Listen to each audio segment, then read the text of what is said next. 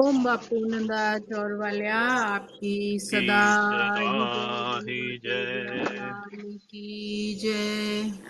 श्री जय जय। कृष्ण गोविंद हरे मुरारे, हे नाथ नारायण वासुदेव। श्री कृष्ण गोविंद हरे मुरारे, हे नाथ नारायण वासुदेवा।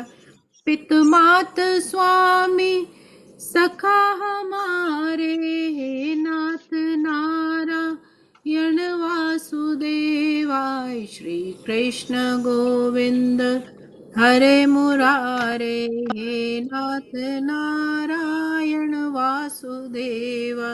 हे नाथ नारायण वासुदेवा, हे नाथ नारायण वासुदेवाय। वसुदेव सुतं देवं कंसचाणूरमर्दनं, देवकी परमानन्दं कृष्णं वन्दे जगद्गुरुं। कृष्णं वन्दे जगद्गुरुं। ॐ श्री परमात्मने नमः। श्रीमद्भगवद्गीता अथ चतुर्दशोऽध्यायः। प्यारी सात संगत जी, हम 14वें अध्याय का श्रवण कर रहे हैं। श्लोक क्रमांक हमने 4 तक श्रवण किए। आज अगले श्लोक में प्रवेश करते हैं, प्रभु के सुंदर संदेश को जानने का प्रयास करते हैं। पिछले श्लोक में प्रभु ने अपने मुखारविंद से अर्जुन को ये उपदेश दिया कि हे कुंती पुत्र, तुम माता से उत्पन्न हुए हो, उन्होंने ही तुम्हें ये मूर्त रूप दिया है। अब यहाँ प्रभु जो समझा रहे हैं, गुणों का हम ये त्रिगुण विभाग योग का कर रहे हैं। यहाँ प्रभु आगे संदेश देते हैं कि प्रकृति के जो 3 गुण हैं उनके लिए कैसे वो मनुष्य पर प्रभाव डालते हैं। तो यहाँ प्रभु पहले ये बता रहे हैं कि कुंती पुत्र, तुम ये समझ लो कि समस्त प्रकार के जो जीव योनियां है इस भौतिक प्रकृति में जन्म द्वारा संभव है। जितनी भी योनियां है सबका जन्म होता है। तुम्हारा भी जन्म हुआ है माता कुंती से, उन्होंने ही तुम्हें ये मूर्त रूप दिया है।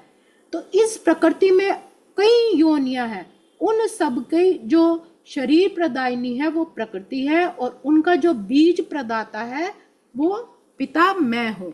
जो मद ब्रह्म शक्ति, जिसको प्रभु ने कहा है कि उन सब योनियों की जो गर्भ धारणा करने वाली जो मद ब्रह्म है वो मेरी मूल प्रकृति है।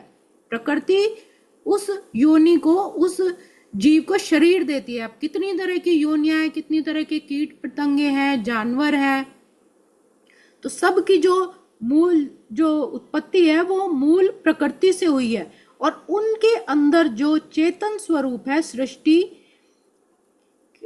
का पिता अर्थात ब्रह्म, वो मैं हूं।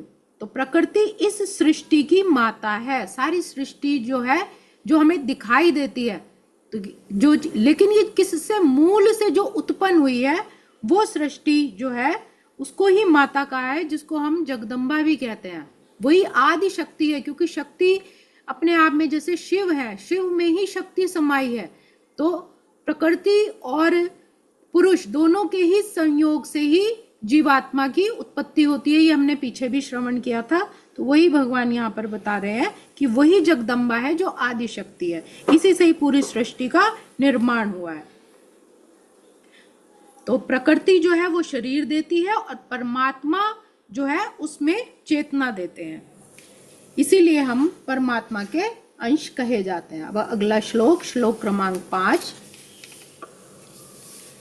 सत्वं रजस्त्वम् इति गुणाः प्रकृति संभवाः निबध्नन्ति महाबाहो देहे देहिन्नमव्ययम्। अब प्रभु यहाँ क्या कह रहे हैं कि भौतिक प्रकृति 3 गुणों से युक्त है, सतोगुण, रजोगुण, तमोगुण।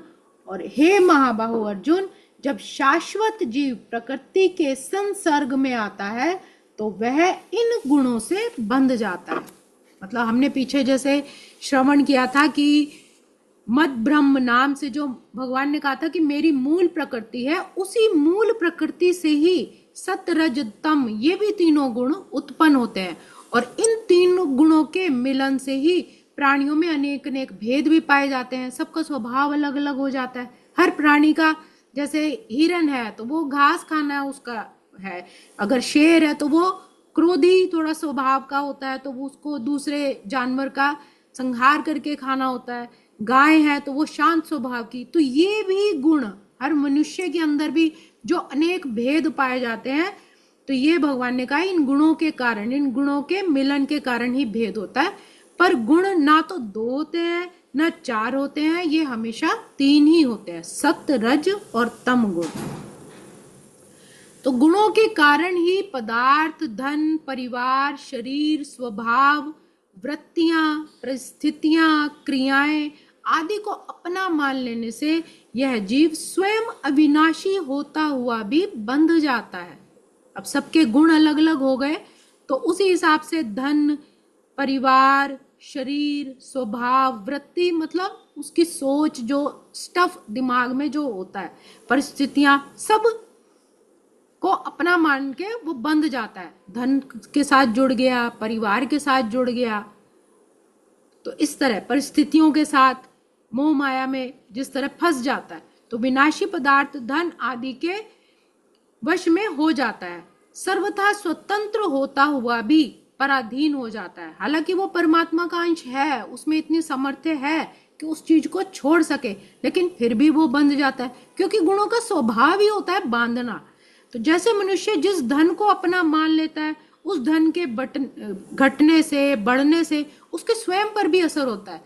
किसी के पास बहुत धन हो गया तो बहुत खुश हो गया, खुशी के मारे वो फूला नहीं समा रहा है, और किसी के पास इतना कम है कि उसका रहना ही, निर्वाह करना भी मुश्किल है, तो वो खुद भी बहुत कमजोर हो जाता है आर्थिक रूप से। तो जिन व्यक्तियों को वो अपना मानता है, उनके जन्मने मरने से भी उस पर प्रभाव पड़ता है।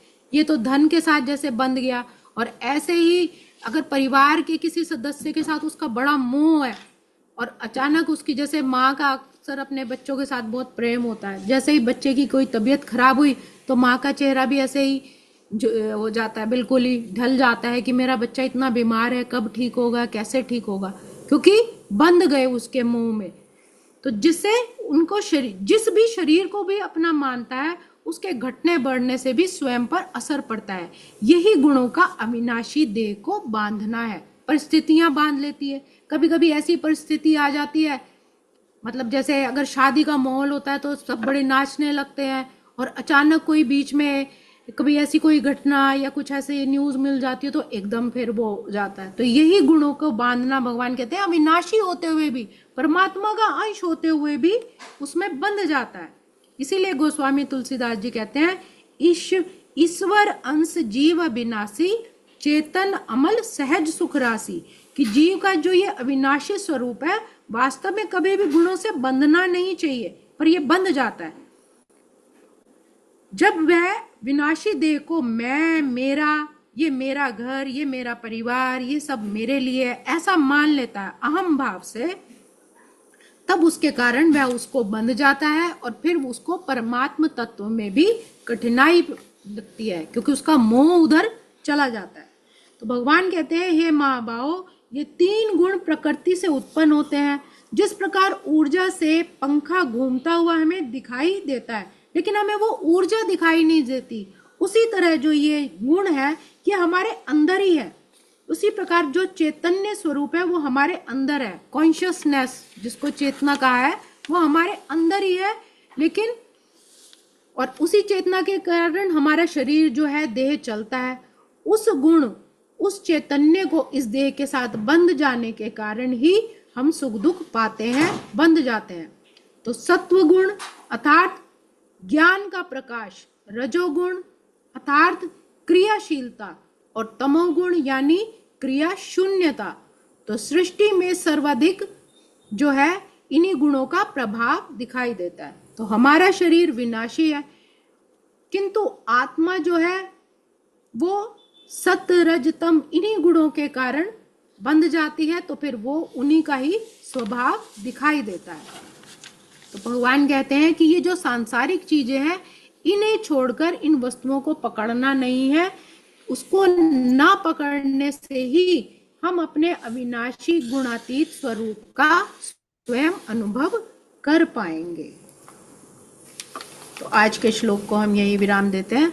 ओम श्री कृष्णार्पणमस्तु। हरे नमः, हरे नमः, हरे नमः। भजमन नारायण नारायण नारायण, श्रीमन नारायण नारायण नारायण, भव से तारायण तारायण तारायण, स्वामी नारायण नारायण नारायण, भव से तारायण तारायण तारायण। बोलो बाके बिहारी लाल की जय। श्रीमद् भगवद गीता की जय। मेरे सतगुरु महाराज की जय।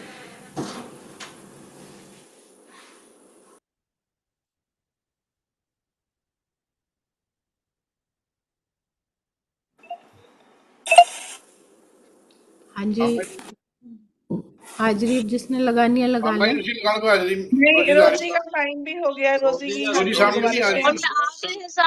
सुंदर संगीता, बहुत सुंदर, धन्यवाद।